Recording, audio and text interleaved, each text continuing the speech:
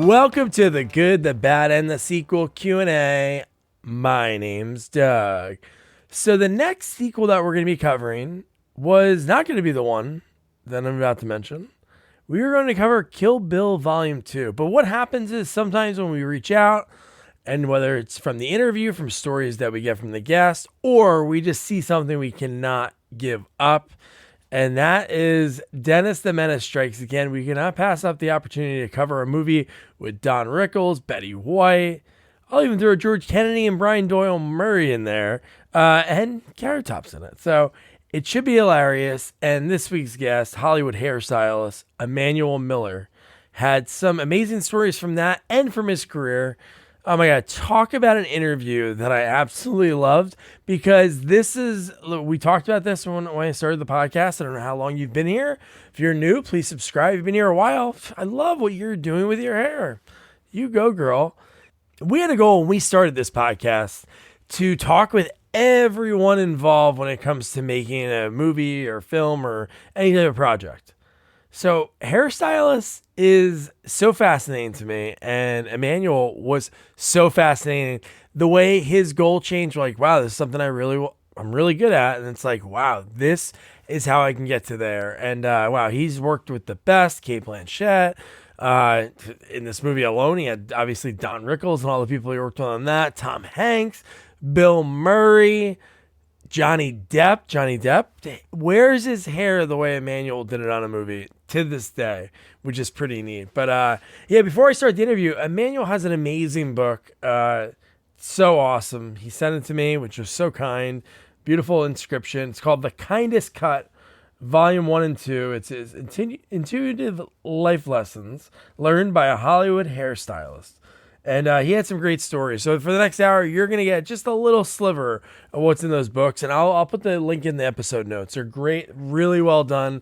I've talked to a lot of people that have written books, and the way they put the book out there, his is really great. Great print, great everything. You're going to love it. So yeah, without further ado, here is Hollywood hairstylist Emanuel Millar. So Emanuel, the way every movie, TV show, everything has a beginning, and just like your life and what led you into the world of hair when it comes to working in Hollywood, your beginnings, where'd you grow up? I grew up in Los Angeles, starting with East LA. I'm Latino, but most people think I'm an old white man at this point. And then we moved to La Puente for a little while. Then we moved to Pico Rivera, where my parents still live, and pretty much a Latino community. I went to El Rancho High, and I started cutting hair when I was probably in fourth grade. That's crazy. I started cutting my own hair. And after 3 attempts, my mother said, she gave up. She said, I give up. But I started getting better and better. And my oldest brother said, why don't you cut my hair? And I realized it was a lot easier to cut other people's hair than it was my own. That's so cool. Was your hair just long and you were like, hey, why not? Or were you always fascinated with like cutting of hair? Like, how did that first time? Do you remember? I know it's so long ago. There were 5 of us, and 4 of us were boys, and my mother used to cut our hair, and I couldn't stand it. She used to pull my ear, and the sound of an old buzz clipper. So I just decided to cut my own hair. I had no idea it was going to lead to, after a few attempts at cutting my brother's hair, neighbors started asking me for haircuts, and I loved it. I just started doing the neighborhood, and then friends and family and cousins, and it just took off from there. Yeah, and especially being in the community, like you said, a Latin community, it's like that is, there's kind of a culture when it comes to that, like people helping one another out. There was a kid in 7th grade. He followed me home from school. I told him I could cut his hair after school. Andy Ortiz, and my mother caught me cutting his hair in the backyard when she got home from work, and she saw him leaving on the side gate. She saw him out of the kitchen window, and she said, stop cutting hair when I'm at work. If I get a call from an angry mother, you're going to deal with it. And that night, Mrs. Ortiz called, and my mother put me on the phone thinking, well, you're going to get your ass chewed and then this will be over. And when I got off the phone, she said, what did she say? And I said, she wanted to know if I could cut her hair after school tomorrow because she Wow. loved her son's hair. And that led to, I told Tom Hanks that story and Tom loved it. He thought that was great. But that led to me, Mrs. Ortiz, like you said, the Latino community telling other Yeah. people, this kid came over into my kitchen and cut my hair. That's amazing. So at what point were you like, this is what I want to, obviously you knew at that point somewhere that, hey, I'm really good. I have a knack for this. Cause again, you did it. Obviously you learned by doing, but it wasn't like formal training. You're doing so good that a woman trusted you to do her hair. That's a pretty serious commitment. A guy, you cut their hair, it's bad, whatever, they'll live with it. But a woman, that's like a lot of pressure. So that's like a big step. It was. Thank you. I didn't know that all through junior high and high school, I was cutting hair.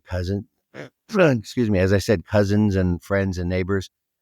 When I graduated, I worked at Occidental for a month. I worked at Occidental Life Insurance in downtown LA. And I after a month, I quit. I told my mother, I can't do this. And she said, why don't you go to beauty college? And that was the first time that I'd really even thought of getting a degree in cutting hair because I didn't know Yeah. that it was going to turn into that. But when I got to beauty college, since I'd already been cutting hair for years, I was one of the top of the class because I knew how to cut hair before I even went to beauty college. And So I then what got was it my, after that? Was it just you graduate and then from there you just find a salon, or were you still doing your own thing, or a little bit of both? well, I kept telling people in beauty college and customers because I thought if I'm going to build a clientele, which is, I didn't know that this is something you don't do, but I kept telling people that I was going to open my own salon when I graduated.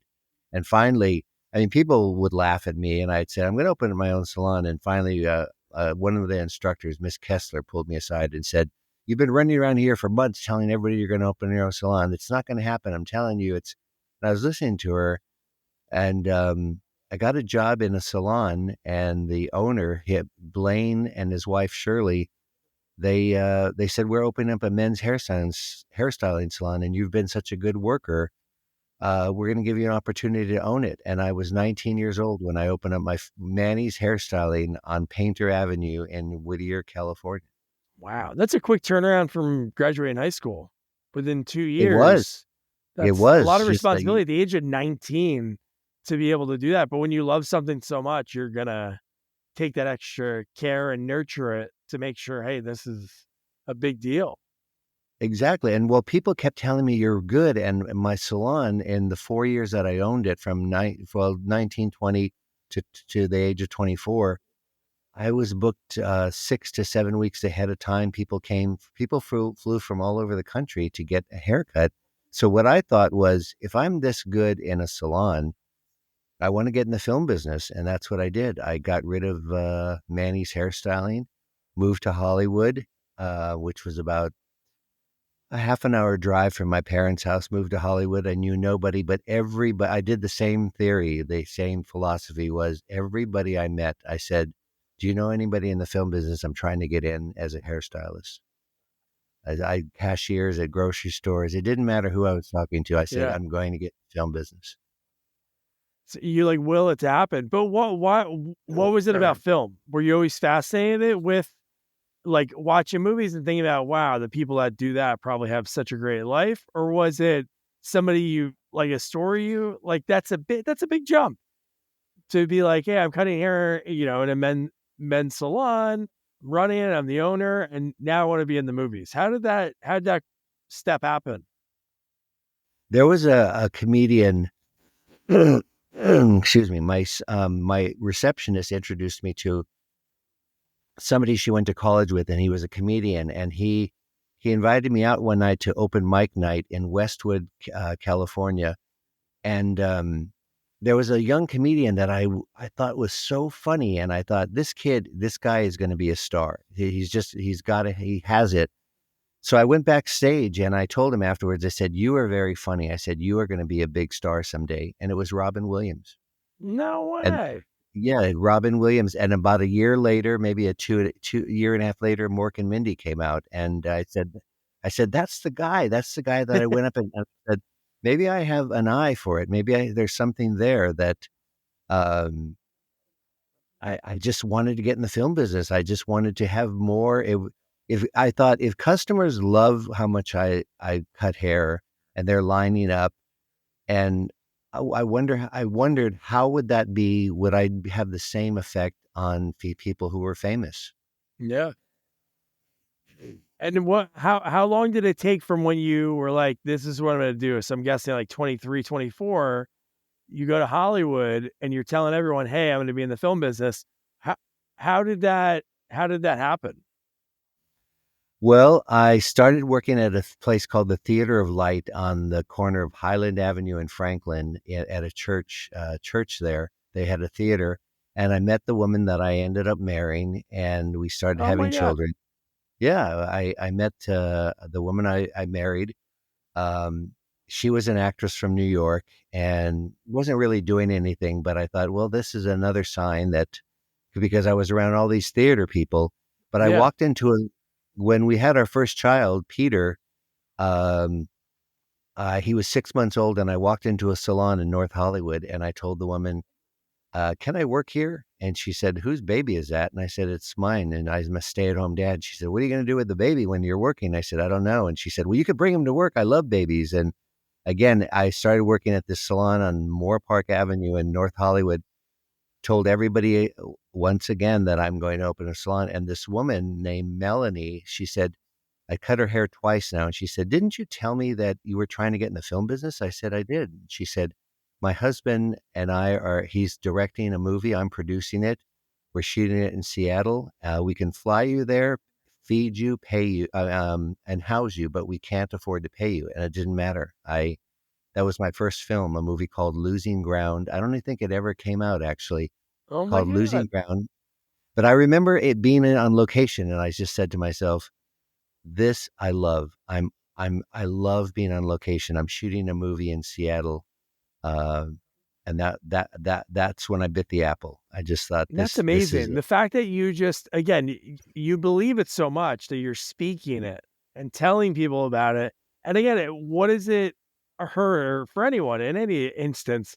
There's no harm in you saying, "Hey, this is my goal." You're basically just like, while you're cutting the hair, be like, "Yeah, I'm gonna be in the film business one day," and you're in Hollywood, and you just so happen to be cutting the person who can get that, give you that, like that little taste of it. So from that like you said, that doesn't get made, but you're on location. You're able to. Was there anybody in that movie that you remember?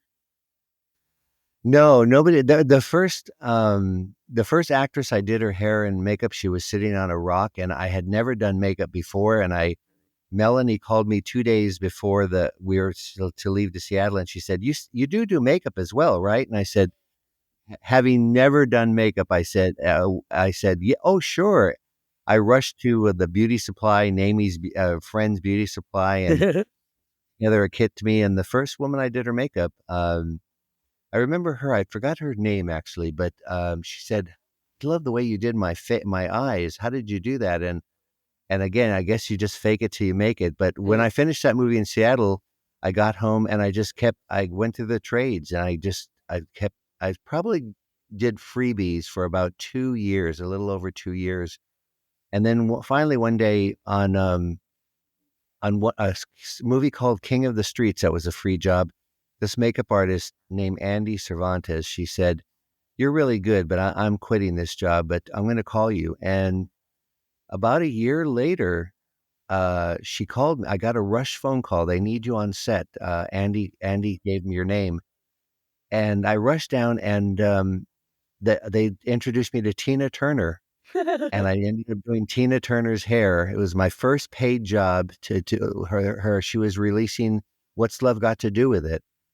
And there was another epiphany that I had that uh, maybe not only am I going to do location work, but maybe I'm going to be doing the star. And Yeah.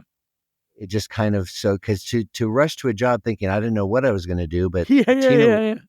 Yeah. yeah, Tina was lovely. She was just lovely. Wow. And What a beginning. Like you say, you don't even know what it is. It could just be like, hey, I need some help with something. And then you get there and it's like, oh yeah, personal hairstylist for the Tina Turner, you know? the Tina Turner. And it just kind of it kept going like that. I mean, it took a little while. I was home. We had two more children after my son, so I was a stay-at-home dad for about 4.5 years. Again, doing freebies, and another makeup artist was doing a job on a freebie I did, a free job, and she said, "You're really good. I'm going to give your name to somebody." And 6 months later, I ended up doing a TV movie called Night Watch. Uh, or still what maybe Night Watch, and with Angie Dickinson, I was doing Angie Dickinson's hair, Oh wow. and again, my father used to watch Policewoman, and I thought, I think I've made it, but every job that I did after that, I was hired as either the head hairdresser or a personal to somebody, and so that did come true. I said I wanted to get in the film business, and it Yeah. was happening. It was, yeah. Do you remember the one that you would think like when we talked on the phone, because it was so cool, like when we just chatted like a few months ago and just like talking about pretty much all parts of your career. But I know you obviously were working for like the Tom Hanks, Jean Claude Van Damme, Kate Blanchett, which we'll talk about. But do you remember like a movie that you worked on that you think was the one, or do you think at this point, like when you were the head hairstylist on like say Disorganized Crime? Like around that, do you remember like if it was like a movie you worked on that it was like, hey, we gotta call Manny or we gotta call Manuel? Like that really shot your career off because you got busy from there on out. 89, you're busy for until you stopped. Yes, I did you're right, I did a movie in Montana. I got a random phone call to come to Montana, and I took my family with me. We went to Montana for 3.5 months and shot a movie called Disorganized Crime. From there, I heard some people talking, and I sent my resume, and I got the movie The Abyss. So And, cool. so now I was working with James Cameron, and on that movie, I got in the union, and my first union movie, I was doing Mary Elizabeth Mastrantonio's hair on The Abyss, and she called me and gave him my name, and that's probably the movie that somebody gave my name to to 20th Century Fox and said, "This is the guy who I want to do my hair," that was thanks to Mary Elizabeth Mastrantonio, and working with Ed Harris on The Abyss was amazing. But on that movie, I was working with Gene Hackman and Mary Elizabeth, and being the the head hairdresser. And then I was cutting one of the producers' hair, Scott Krupp, and he said, "Hey, we're doing the movie Three Men and a Little Lady after this. You should talk to Robert Court." And I didn't know these people's names. I didn't know their credits, but people that's when people just started saying, "You're really good. I'd like to recommend you, or I want you to do our next movie." Or actors would say, would you consider working with me?" That's when I started getting, well, they're doing the same thing that they did in my salon. People used to fight for trying Yeah. to get an appointment for me. Now actors and producers were doing that. Yeah. It's just insane. Just at that point, it was like, and now that makes sense that you got somebody to like say like, hey, this is the person I want doing my hair, and that's kind of a big deal because yeah, and then you like, I'm sure Three Men and a Little Lady. Now, one thing to for my listeners, because you're like I told you on the phone, you're the first person I've talked to that is this hairstylist in movies. Now, what is the process on a movie? Is it always the same? Like, are you on set to look out and be like, "Hey, their hair's looking a little," and we have to like, not like you're gonna yell "cut," like then a director will throw you out a window. But is that something that you have to be mindful of, like looking at the actors that you work on their hair? Yes, yes. If actors like the actors that I've been privileged to work with, like Tom Hanks and Johnny Depp, they're trusting me to have my eye. And if I see something off, I have actually said, can we a few times I've said, can we just stop, or I just need to fix something. And out of respect, they've said yes, because they know that I'm not just grandstanding, but Yeah, I'm doing my job. And when you're working with somebody like Tom Hanks or Johnny Depp or Angelina Jolie, they're going to respect what you do because they respect that actor. And that's going back to your question. uh, every time I would do a star's hair, I was never hired as the hairdresser who was doing background work or just getting lost. And I was hired by name and by credits and reputation, and that held a certain cachet about it. So, Yeah. but my job was to make sure that the hair matched, the hair looked good, the actor was happy, and it was a responsibility. It's not just pulling out a blow dryer and a curling iron and going at it. Yeah. No, is there a difference? Like, do you prefer I work as work, like projects, but like, because you've done some really cool TV shows too. Like your movie credits are unbelievable, but like The Heat of the Night, The Wonder Years, is there like a one you like versus the other, or like pros and cons of TV? Um, I did a movie with Fred Savage called The Wizard, and his Yeah. mother Joanne. She said, "Would you consider coming to do television or the Wonder Years? Because I really don't like the way they do Fred's hair." So I did that, but while I was doing that, I was still non-union. I got the call from Mary Elizabeth Mastrantonio um, to do class action with her, and Oh, okay. the same thing happened with the Heat of the Night. I had interviewed actually with Rick Moranis to work with him on the Flintstones, and then somebody called me and talked to me about Natural Born Killers.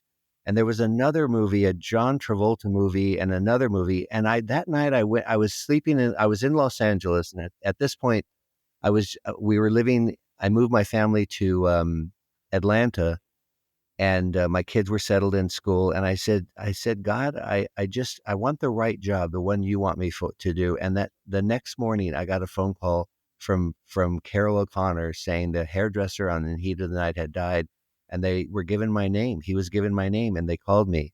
And that I think was one of the best feelings when you're called personally by an actor or requested Yeah. like that.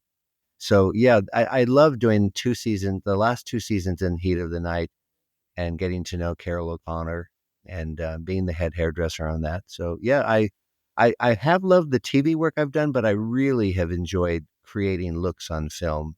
Yeah.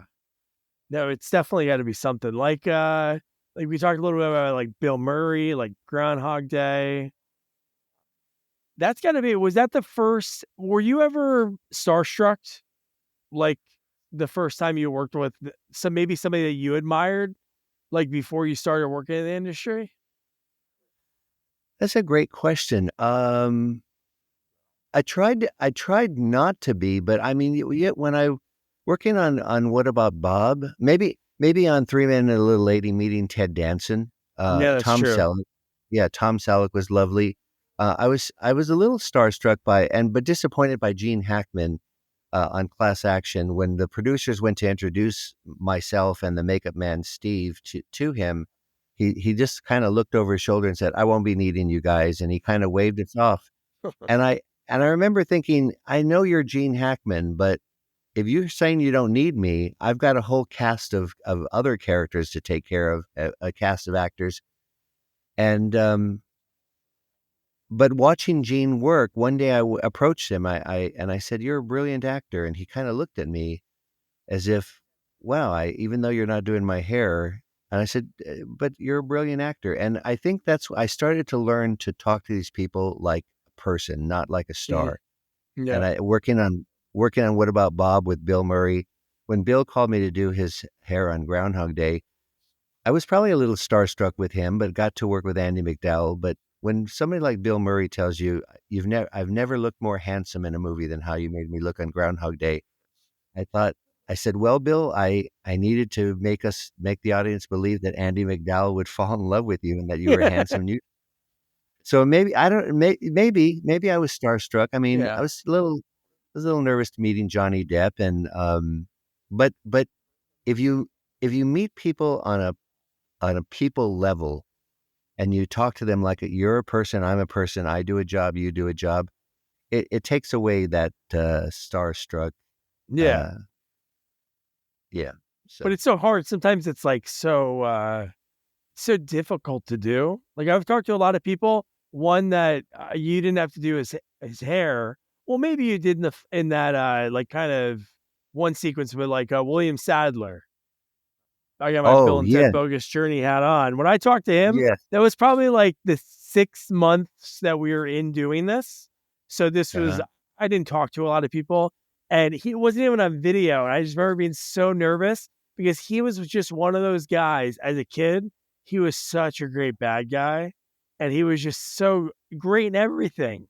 Like that guy, his career is like unbelievable. I remember just being like so nervous. It was almost like the Chris Farley show on SNL when he's interviewing Paul McCartney. He's like, "Hey, remember when you were in the Beatles?" And Paul McCartney's like, "Yeah," and he's like, "Yeah, that was awesome." Like that's how I felt.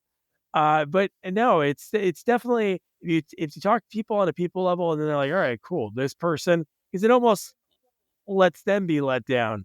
And now, quick, because I haven't heard any Gene Hackman stories too much, just by the people I interviewed, it just didn't connect. But I did talk to a guy that worked on with Gene towards the end of his career, and he was kind of like he played a security guard in a scene, and he was supposed to stop Gene Hackman. Gene was supposed to punch him, so they rehearsed it, and they did the scene, and Gene was nice. He like let him be involved in like some improvised lines, and anyway, so Gene accidentally punched him too hard, cracked his ribs. The guy had to go to the Oh, hospital, and the guy goes to the hospital. He's laying there. He's like looking up. He's in pain. Knock at the door. It's Gene Hackman in his hospital room. "Hey, I'm so sorry. Hey, you took a great punch." And it was like, wow, this pain I have for the rest of my life. I remember I thinking of Gene Hackman. well, I think what to go along with that story is after I worked with Gene, and again, I didn't end up doing his hair because he said he wouldn't need hair or makeup. I ran into him. I was working with Jean-Claude Van Damme in Toronto, and I heard that they were shooting a movie. Well, Michael Apted, who directed Class Action, was up the hill shooting with Gene Hackman. So I left my set to go visit that set, and I didn't know how Gene was going to react, but I just wanted to say hello to Michael. And Gene turned around and saw me and gave me a big hug. And I think what it is when I've run into actors I've worked with, like recently, a couple of years ago, recently, Angelina Jolie. I mean, we did 5 films together, and this mob had rushed towards the stage and on a screening of Maria. And when I said Angie, and I just told her it was, as she saw it was me, she blew me a kiss.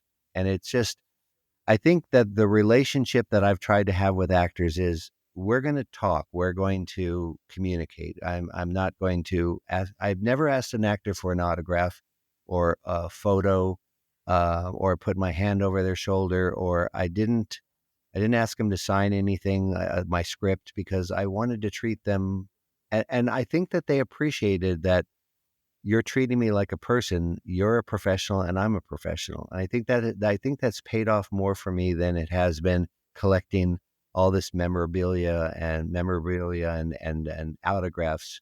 So I'm proud of that I've done that. Yeah, you got to think when it comes to, if you were to, talk about when it comes to like when I go to get my hair cut, it's like the person obviously has to be good at what they do, but equally so, I think they have to be a good communicator and conversationalist. And you have that just from what we've talked a couple times on the phone and obviously right now. So it's very intimate. It's a very intimate thing when you get your hair cut. Every day you're doing that on set and you get to know people probably so well. You open up, they open up. It's like, sitting with a bartender, and it's like this probably a really cool deep relationship you have. So if you don't see Angelina Jolie or Tom Hanks or Johnny Depp for years, but you catch eyes somewhere at a restaurant or walk past each other, it's almost like you're brought back to probably those moments that it's you and them alone for an hour, sometimes 2 hours, I'm sure, to get it right. You really got that down, Doug. I mean, that's exactly what it is. It's if anybody listening to this, think of what relationships you have. Do you see people in the morning say, "Hey, how's it going?" or "Dude, what's going on?" Or do you say to somebody, "I really enjoy your company," or do you really enjoy time? I tried to enjoy almost every actor who sat in my chair. I tried to enjoy them as a person.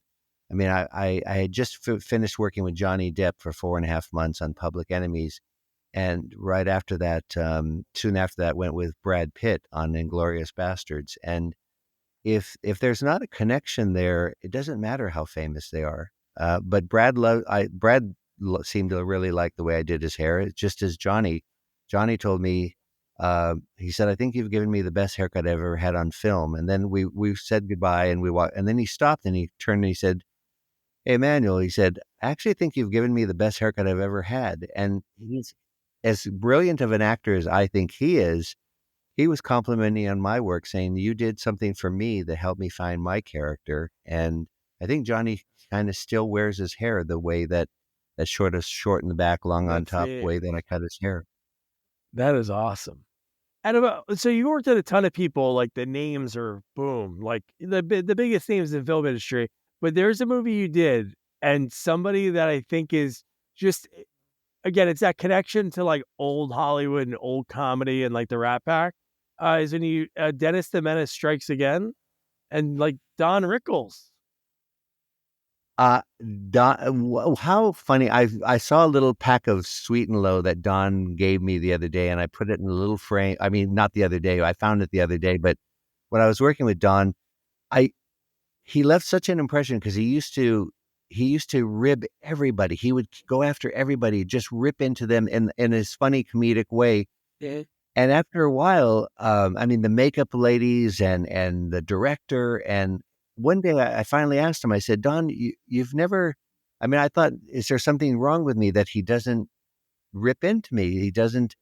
And I said to him, he was sitting in my chair, and I said, "Don, you've never come after me. Is there something I've done?" And he said, "No." He said, "Emmanuel," he said, "You're too much of a gentleman to do that." And that for him to separate me from, there's just some people you just don't do it to. He's just said, "You're a class act." And I was so touched by that because I thought, if that's why you didn't rip into me because you see me different than everybody else. I mean, he was just relentless and ruthless to some people, but all funny. I mean, I've seen some of his roasts that he does, all funny. But I guess I was not rip into material, and I that Nandro. But yes, that there are people like that, like Don Rickles and other people that Rod and Inglorious Bastards, Rod Steiger, I think it Oh, was Rod Rod Steiger. Steiger, yeah. Yeah. Yeah, So it's like a when cool connection to old Hollywood. It's yeah, like exact it's weird to talk to those people, like just the connections, like how generations can cross each other. So like you have somebody like Don Rickles, he could, he's not around anymore. But if you talk to somebody from that age, they when they first started, they were talking to the people like he could tell stories about Milton Berle, like that. It's little like that girl, crossover of greats, you know. exactly, or Frank Sinatra. But yes, Uh, he could tell people stories about Jack Benny and think about that. I think what it is, Doug. Also, I had a respect. I still have a respect for the film business and for the people that love it and work well in it. Again, working on 2 films with Quentin Tarantino, and it's not even a name dropping thing. I'm very proud of my career. One of my favorite things was I was doing a movie in Baltimore with Giovanni Ribisi and Elias Koteas called A Shot in the Heart.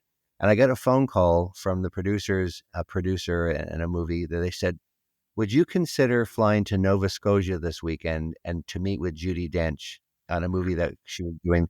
And it makes me laugh as if I was going to say, "No, there's no way I'm going to fly to meet you." And it's that kind of thing where people, when they would ask me that, Ron Howard called me one time and said, "Would you consider meeting with Tom Hanks to discuss a look that I suggested to Ron about Da Vinci Code for Tom Hanks?" And I always thought, you're saying Judi Dench or Tom Hanks, but if they just want to say, "I've told them about you and I would love for you to meet," and I think that's very flattering. That was also very flattering that they took me at, "Hey, if we could get this guy, I think you would be very happy." Yeah. I know you always had confidence in yourself, and that's so good to have, especially, you know, in any industry, at any point in life, it's always good to be confident in yourself because why not? Why wouldn't you want to be, the hero of your own story? Was there ever a point like you just mentioned that story that you like just to think that, like, hey, would you meet with Tom Hanks? It's like somebody, how did I get to this point in my life that somebody is saying, wow, your talents are so good that can you meet with a guy who's like the number one actor in the world to try to talk? It's like, it's crazy, right? It really is. Thank you, Doug, because when I think about it, sometimes I think I'm living in Los Angeles. I'm retired now from doing hair. I walked away from it in 2021. I wrote my book, The Kindest Cut: Intuitive Life Lessons, and thank you. And I I sometimes think as I walk my dog and think that I was in Thailand for 4.5 months with Jean-Claude Van Damme, or I was in shooting a movie with Da Vinci Code in Paris and London with Tom Hanks, and have worked with Quentin Tarantino. And it does seem a little unreal, um, but it does happen. I love what you said earlier, that I almost willed it to happen. I almost Oh, I said, believe it. this is going to happen. Yeah, you have that much confidence, you could put it out there, and there is like a luck when it comes to things that happen, but when your opportunity comes, you have to knock it out of the park. And for people that are just listening and watching this, the Kindest Cut, Manuel's book, volume 1 and 2, I'll put a link in the episode notes so you can check it out and you can buy it. You get a lot more stories than this. A lot more stories, more detailed, how I got started, and how uh, how I just said, I'm going to make it. There was really no plan B. There was no, Yeah. people tried to say, what do you mean you're trying to get in the film business? You had a successful salon and Yeah. you walked away from it. But so I think sometimes you have to walk away from something in order to gain something else. No, 100%. And you mentioned Angelina Jolie. I mean, I know you worked on, what would you say, 5 pictures you worked with her Yes. on? I think one Uh-huh. of her coolest looks, and again, she's a phenomenal actress and she could really have her hair on fire and crush whatever role. But I think Gone in 60 Seconds, I rewatched that a few weeks ago. She has such a beautiful look in her movie, and I love her hair like that. I think that movie is like one of the best movies. Like, it's so crazy. Nicolas Cage is wacky in it, like he is in so much, but such an awesome movie. But I love her hair in that movie. Thank you. I love how that came about. Angie, I shaved her. I did a movie with her called, the first movie was Gia.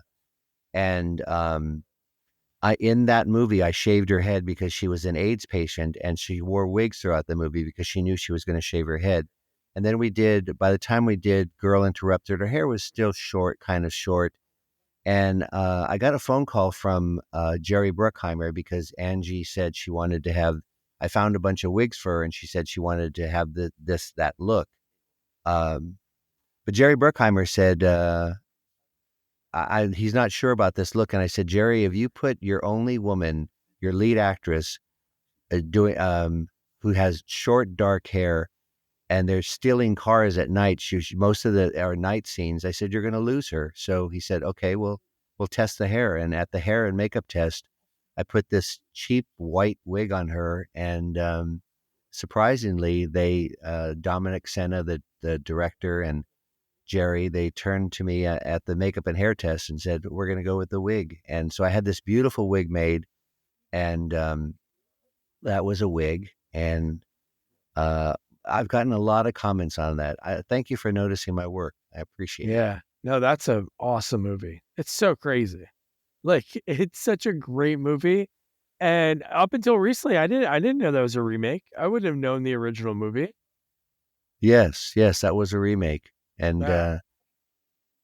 um, that was my last movie on with Angelina, and then I went on to work with Kate Blanchett. Is there any movies that you had a ton of fun filming? Like genre wise, what would you say like your favorite type of movie? Are you like a comedy, drama? Do you like the action films? Because I know you've worked with different actors that have that wheelhouse. It's more like I'm asking, do you like action movies for your days of Van Damme? Not really. They're not my favorite. I mean, 4 with Jean-Claude Van Damme and the kicking and things like that. Then Spider-Man 3, the green screen and the special effects. And I think Groundhog Day, I told Bill that probably two of my favorite movies were Groundhog Day and What About Bob. Um, I like I like kind of quirky movies. I worked on Life Aquatic with I love that movie. Yeah. Wes Anderson directing, and just that was interesting. I like location work. I enjoyed doing Da Vinci Code, but as far as CGI and special effects and green screen, it's probably not my favorite. Yeah. Um, Yeah. I think one of my favorite movies might be Groundhog Day. Groundhog Day? Yeah. Yeah, I loved working with Andy McDowell and Yeah. So lovely. Harold Ramis used to just look at her, and one day I heard him say, "Manny." I went by Manny or Emanuel, but he said, "Look at how beautiful Andy looks," and I could tell he had the director who had a little bit of crush on his leading lady, Yeah. Yeah. and and Andy is beautiful. She's a beautiful person as well. So, Yeah. And um, Chris Elliott, you have a younger Chris Elliott just before le- he got SNL, like right around that time. well, I had worked with Chris on The Abyss. A lot of people don't know it, but Chris Oh was yeah. in the the ship on James Cameron shows him Oh my on the ship God. and the steerage section of the ship. So when we were going to do Groundhog Day, Bill asked, would I mind not just doing his hair, but Chris Elliott as well? And I said, absolutely. I've worked with Chris before. So, and I've also loved that when I'm kind of a private person. I like to keep to myself. I'm really I'm really shy of cameras, and I stay very low key. So I love it when actors have had their own trailer, or just I just do one on one with them. Now, over the That's years, did you have a dedicated team that you, because no. when you were putting things together, or There's a hairdresser named Shanika Terry that I just loved working with in Atlanta, but I couldn't bring her with me. But I was always open to meeting new people. I was always open to, if I'm going to work in Paris, meet Parisian hairdressers, or London or Thailand. I had a great crew in Thailand on one of a Jean-Claude Van Damme movie, in China on Kill Bill. uh, win-win, and even though I had to have an interpreter, but that I found was part of the excitement of doing the job, as opposed to bringing the same team. I'm not probably not good for somebody who yeah, just tells around with people. but that's I'm always cool. No, I like that. I like that idea because you're getting something that's local. Again, if you're filming a movie that's set in Paris, even with your expertise, these people cut Parisian hair and see Parisian styles. So you could sometimes maybe pick the brain of the people of the area, especially in like Thailand. And that's fun, meeting new people. That's a really good way to do it. it is, and I didn't want to get stuck with not stuck, but with the same people. If there's a Yeah. chance to meet new people, probably why I'm divorced now. Um, I just I raised my kids, we raised our kids, and move on. Yeah. Just move. And another thing about Chris Elliott, you have some credits on here, but one of the credits is a show that I used to love. Eagle Heart. You worked on Eagle Heart on You, Adult Swim? Doug, I was doing a movie. This Chris called me. I was doing Robin Williams. I think it was his last movie, Not Another Friggin' Christmas. And Oh, okay. Yeah. yeah, I reminded Robin that we had met years ago, and he said, "Yeah, I think I remember." He said, "I remember that." But Chris called me to do Eagle Heart. I'd never heard of it, but that was kind of fun to do. And Yeah. during Eagle Heart, Chris said, "Would I be willing to do this TV pilot of this show called Schitt's Creek?" And so I went and I met Eugene Levy and Catherine O'Hara. They were lovely. But the way that Eugene Levy, one credit that I haven't gotten credit for, the way Eugene Levy wears his hair now, that kind of straighter, because he has curly hair. I was the one who suggested to him that, well, you're playing this wealthy man who's lost all his money, so to look sophisticated, we should flat iron your hair and or chemically straighten it. And I noticed that he still wears his hair that way, the way that I suggested, and So did you work that's on when that, or you did the interview for it for I did Schitt's the Creek? pilot. I did the pilot for it. No way. That is Yeah. awesome. Yes. but I do take credit for Eugene Levy's hair. How Nice, he worked. nice.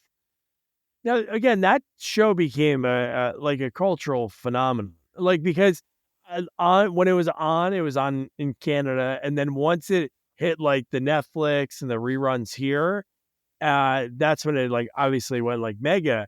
But did you see? Because I loved it from the beginning because I love that type of humor, like Eugene, like the SCTV. Uh-huh. Did you see it right from the beginning, like when working on that pilot? Well, to have Eugene Levy and or Levy and Catherine O'Hara and Yeah, Chris Elliott, I didn't know how they were going to continue.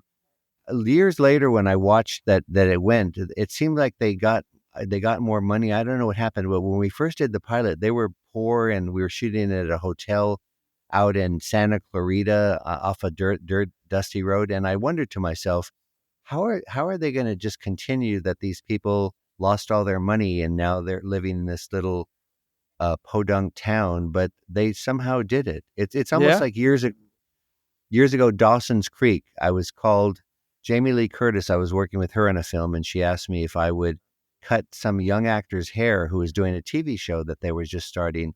So I met her director friend, and they brought in the actor, and I cut his hair.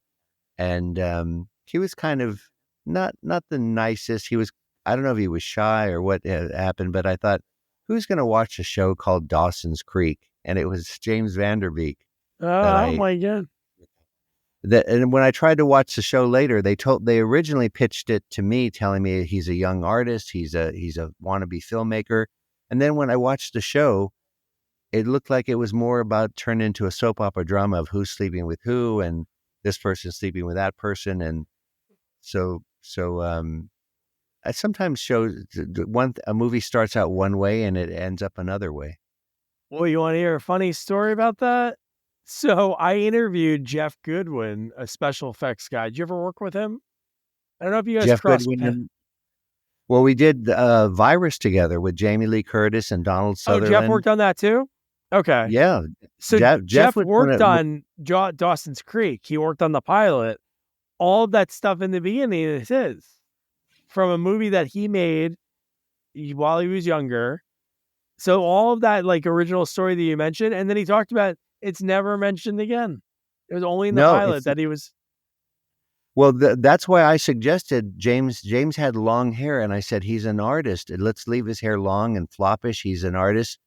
But the second season they cut it off because it wasn't about an artistry any longer. So it's interesting that you say that because but and going back to Jeff Goodwin, he was actually one of my favorite makeup people to work with. We had Oh some yeah, great laughs.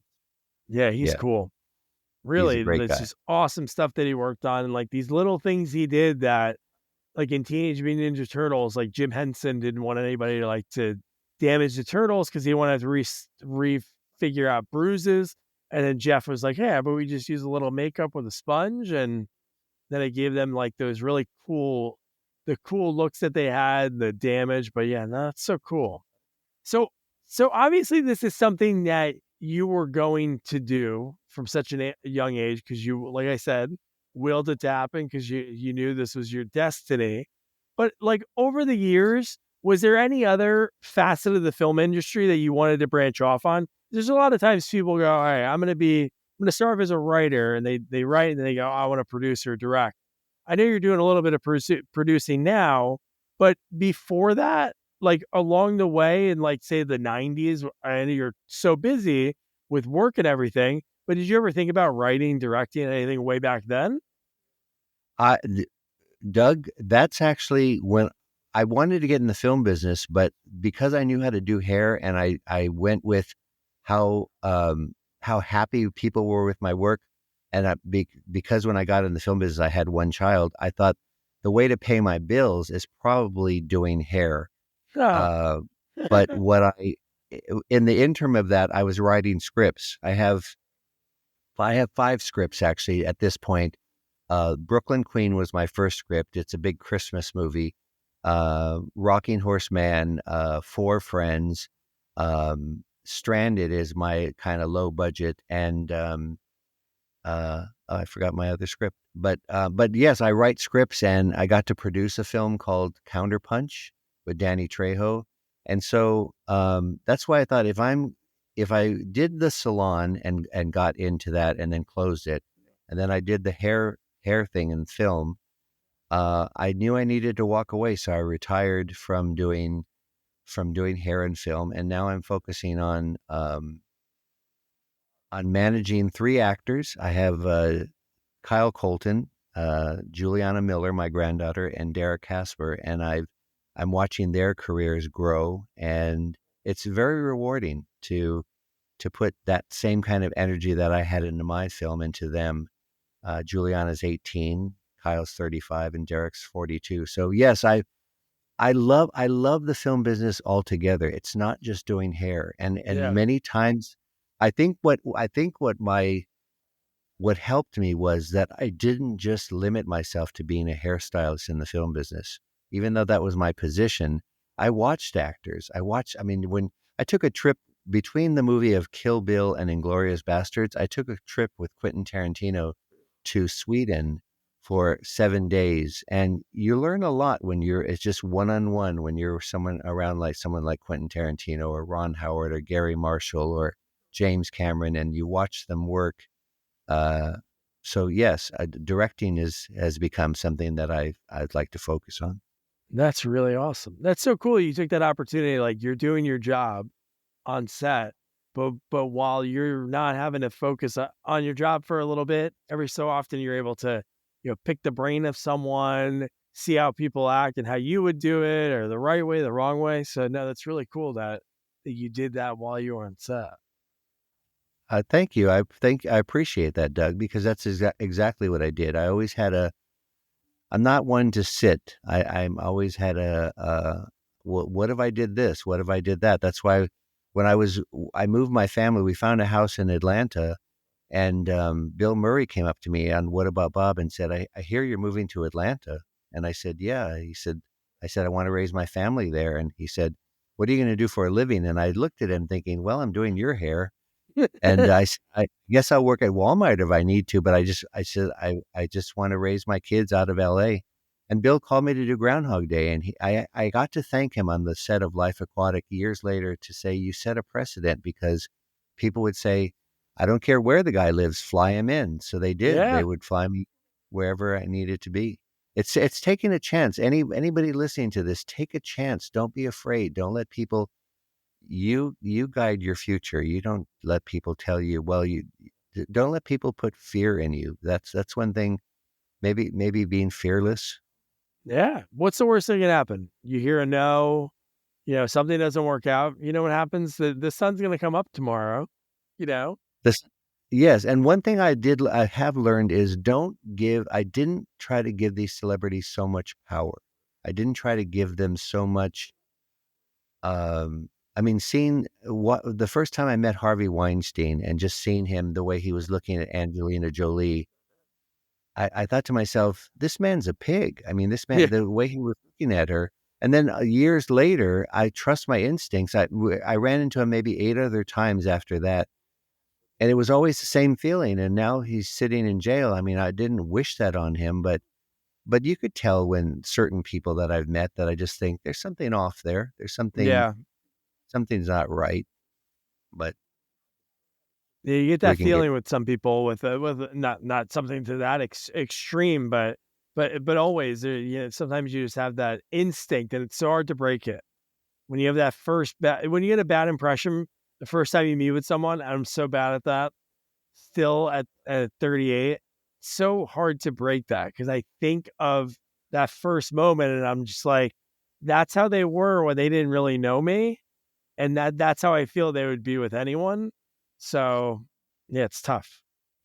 well, and listen to that instinct, Doug, because I worked on a film with doing Jane Fonda's hair on a movie called Monster in Law, Wow. and there's Jennifer Lopez standing in front of me, and I thought, yeah, she gives a good impression, but the way I saw her be with the crew, and a couple years later, I was in New York doing some publicity with an actress, and I was told Jennifer Lopez is coming. We were at ABC Studios there I think on Columbus Avenue.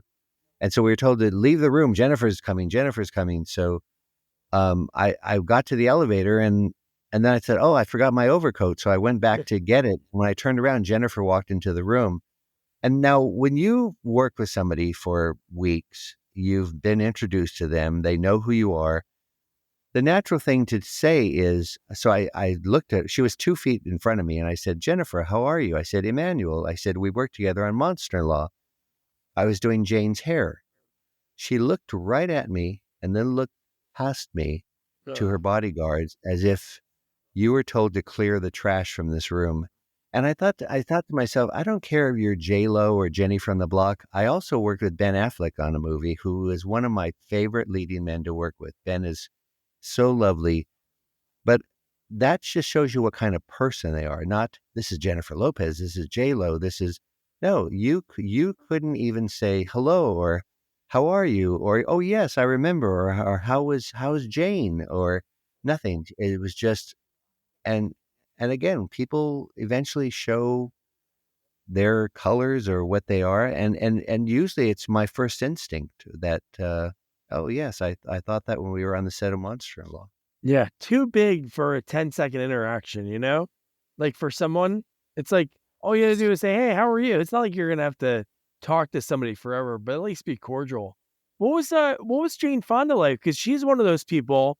Obviously she's younger than Don Rickles, but she's like a connection to like the old Hollywood when you think about like her career and what she's done and how she kind of like reinvented it. Because it used to be in Hollywood, and it's still the same way, you know, when a female actress gets to 30, 35, it's like, okay, now you're the TV mom. You're not going to be in front of the camera for the most part. But like Jane Fonda and Lily Tomlin, they like started this whole like genre because not only because of Grace and Frankie, but then they're doing all these movies with like looking for Tom Brady, like the movie that they did with who else was in that? Sally Fields, I think, was with them. Yes. So like, and Rita Moreno, and you have like this, like reinvention of a genre that they kind of like Grace and Frankie kind of launched. There is, and some people, when you meet people like Jane, um, you, I understand why they have such longevity. It's because of the person they are. They're not doing faddish things. They're not just like right now. I don't even need to bring up names because I haven't worked with them, but I Yeah, see some young actors, and it just seems like it's a fad as opposed to when you meet Robert De Niro, who I met years ago briefly, or you see people like Jane, or you're around. I did 2 movies with Jane. She's amazing, and it's because of the person she is, and that it once again reminded me: be true to yourself. Be true to yourself of who you are, and don't try to switch. Be something for this person, and then be something for this person. Be true to who you are, and that's who, to me, Jane is. She's Jane Fonda. She's Jane Fonda. She speaks her mind. She says what she thinks. When the first time when I was doing her hair, after a few days, she would read the paper and she would look, and then she, at one point, she lowered the paper as I was blow drying her hair, and she said, "You want to know how I know you're good?" She overlooked her reading glasses. I said, "No." I said, "How?" And she said, "Because I usually fret when people do my hair, and I haven't fret once." And when you get that kind of thing from Jane Fonda, yeah, again, it's a confirmation. You're doing something right. You're not nervous around them. I mean, yes, Jane Fonda. I mean, I worked with her brother Peter, and I mean, her father is Henry Fonda. So, yeah, but I agree. When I've got to meet legends like that, people that have longevity in the business, you could see why. Like, I worked with one man that I just admired so much was Denzel Washington. Working with him on Remember the Titans, he's just, when Denzel walks on a set, he just commands respect and for who he is and the person he is. And when you're around that, you either learn from it, that's how you do it. You don't give yourself away or try to be everybody's pal or buddy or, hey, laugh with me, or be, you own your presence. yeah. Easily top 5 football movies of all time. But a phenomenal movie. I get a lot of comments on Remember the Titans when people find out that I worked on that movie. So Yeah, no, great. And to go back to, you mentioned De Niro before. I saw a clip today of Don Rickles because on social media and the way like the algorithm with YouTube and everything, I'll watch like the old roasts or I'll watch Carson clips. And there was one of Don Rickles on the set of Goodfellas. I think it was Goodfellas, just like ripping into De Niro because De Niro was reading the script, but he had it on a bar stool next to him. And Don Rickles was like, "Come on, Bobby, you can't even study your lines." And just is Oh, just I like think ripping him. yeah, I think that's Casino on Casino. Casino. You're right. Yep. Yeah. Just ripping into him. You couldn't even study your lines, Bobby. There's excuse me, there's also a thing I learned with I have worked with a lot of huge names. They they they do have a presence about them. There's an energy about them. There's something special about them. And that's what I try to tell young actors now that I've mentored or given advice to. Really know who you are and what you're selling. Give me if you can't give me 30 seconds why I should sit in my living room and watch you in a commercial, or 30 minutes watching you in a sitcom, or an hour, or leave my house and pay to see you for 2 hours in a movie. Give me something to watch. Give me something interesting to look at. And I find it a little sad. I don't need to get into a whole schooling or philosophy, but Yeah. when people try to sound like other people, hey man, dude, bro, how's it going? What's up, man? It just give me something different, something. Let my ear hear something different coming out of your mouth, and I think that's probably every actor I've worked with that is huge. They have something unique about them, something that Keanu Reeves. I've done 2 movies with Keanu, and he's an interesting guy. He's quiet, but there's it feels like the wheels are always turning, Yeah. and Him and so Alex, him and Alex Winter, I think, is the greatest friendship ever.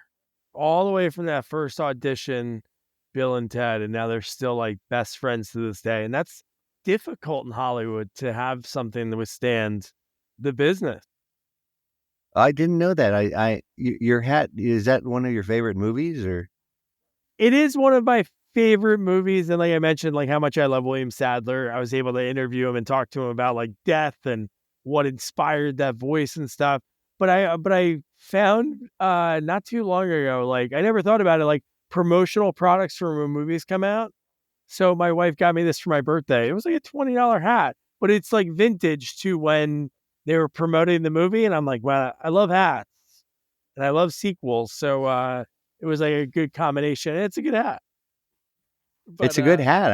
It looks like it's brand new. So I know. uh, but that's the film that I worked with William Sadler on. Mhm. Yeah. Yeah. Yeah. No, that's what I was saying. And I talked to David L. Snyder, who was the art director on that movie. And that just movie is, I love those movies from when I was a kid, and they just stand the test of time. Just like the friendship, even on screen, between Bill and Ted, or Alex and Keanu, and just to see how it's blossomed into this friendship. Almost 40 years later, they're still really good buddies. And we meet so many people. I've met so many people, and I mean, I've filmed in Russia, I've filmed in China, and Tokyo, and Paris, and London, and you meet and almost all over the United States. You meet so many people, but when you do make a connection, I could see that when you see actors that have a special connection, you wouldn't know that some actors have a special friendship with somebody else. You wouldn't.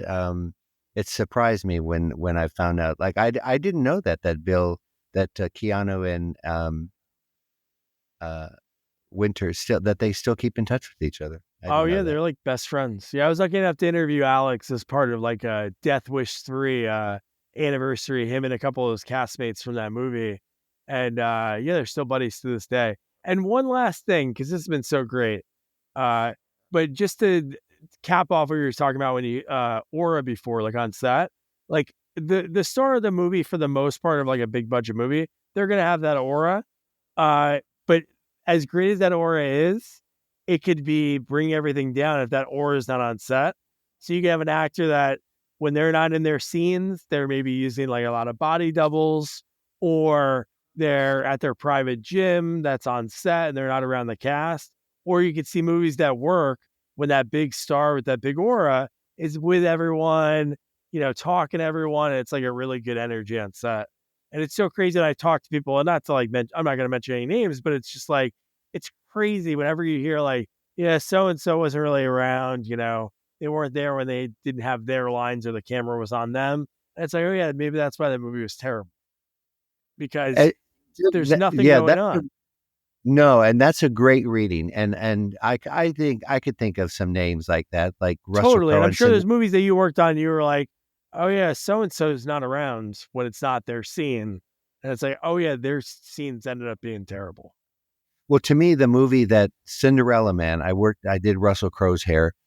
He was late almost every Yeah. day between 20 minutes to 4 hours. And I don't mind mentioning names. He's the only actor who ever hit me when I was working with him. He swung Wow. at me when I tried to fix his hair one night in a scene, and I put my arm up, and he said, "Not now, Manny, not now." And I put my arm up, and his watch hit my arm, but he Jesus. tried to do it again. But I think he single-handedly ruined that movie, Cinderella Man, because I think people do pick up on that. But one person, and I'll speak in his favor. I worked on a movie with Eddie Murphy, and Eddie, his Virgil, his double looks almost. I've never seen a double look so identical to an Really? actor as Virgil. If you saw Virgil walking away, or I'll look it up. from a yeah, Virgil, his stunt double, you would say that's Eddie Murphy. They could do over the shoulder shots with Virgil. So we were told, I wasn't doing Eddie's hair. He had his own hair and makeup team, but we were told, stay away from him. Don't look at him. He doesn't like to be talked to. So one day, but I was talking to Virgil. So one day I saw Virgil walking on set, and I said, good morning, Virgil. I said, or is it Eddie? Is it Eddie? Is it Virgil? Is it Virgil and Eddie? And I was kind of doing the takeoff of Groundhog Day when he said, am I right? Am I right? Am I right? And Eddie looked up at me and he said, no, it's Eddie. And I said, oh, Eddie, I'm so sorry. But from that point on, Eddie would actually smile at me and say good morning to me. And I just thought I mean, yeah, he had his boundaries and you had to respect them. But when you break that wall with an actor, um, it's really a pleasure. So yes, I agree with you. Some actors, they could ruin a movie because people, I think people pick it up. I think people say, why do they seem, in fact, I don't mind mentioning it, is Anne Hathaway to me. Anne Hathaway was probably my worst experience of working with anybody on Get Smart. It just treated me like a servant the entire time. I was there to do her hair. There was never a question about, um, uh, how are you? How are you married? Where do you live? Where'd you grow up? It was Ouch. just always Yeah. yes. And to make this point, my daughter was her stand-in. Well, we shot the movie in Moscow, um, in Montreal, in Washington, DC, and in LA. My daughter was her stand-in for 6 weeks in LA. Never, and she knew that. She knew she was my daughter. Never once did she say, "Oh, your daughter," or do you have other children, or how long are you married? Nothing. And when you're treated that way every day by somebody who it seemed was so insecure that she knew I mean, most actors knew that I had worked with Angelina Jolie or Kate Blanchett Hmm. or Tom Hanks, and they would ask, they said, oh, wow, you've worked with some people. Never anything. It's almost as if she gave the impression that I'm not going to ask about your personal life, about your career, because I'm the star. And that's what's so prevalent, that I'm the star. I'm the star. Yeah. That That's it rough. it just warmed me. Yeah. So Yeah.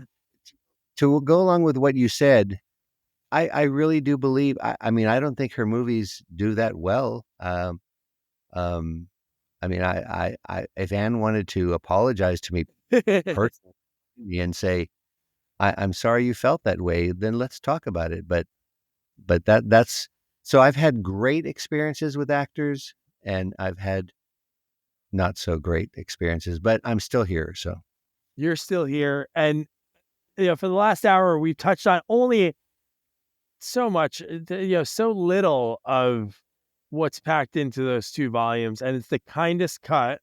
And I'll put the link in the episode notes. Emanuel, thanks so much for taking the time. We'll obviously talk, because you're a great guy to talk to. Like, even just our conversations on the phone, just because of your passion, I think, because you love what you do. Just like I know I'm an accountant, but I do love I love finding out about people and their stories. And thanks so much for sharing your story with me. Well, thank you for having me, Doug, and seeking me out and willing to take the time to do this. It means a lot. And there's something there that I could see. I could see there's a star power in those blue eyes of yours. Those There's baby just blues. those baby blues. God willing, I hope this turns into something great for you and your family. See, I told you there was a reason we're going to do Dennis the Menace Strikes Again.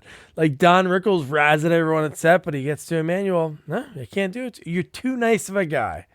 Emanuel's great. And his passion for not just obviously while he was on set, he was falling in love with the making of movies and writing, directing, producing, and helping out his granddaughter, getting her into acting, and then the other actors that he lives with that he helps support and teaches and guides. Emanuel, great guy. Again, his book in the episode notes, The Kindest Cut, Volume 1 and 2. And so your homework, Dennis the Menace Strikes Again. We have not watched it yet, but I cannot wait. It's like $3-4 everywhere. I think it's gonna be worth it. Don Rickles as Mr. Wilson. Gonna be great. So don't forget to review, rate, share our podcast. Follow us on all social media at Sequels Only. And don't forget to check out our website, sequelsonly.com. Good night. Good night. Good night, guys.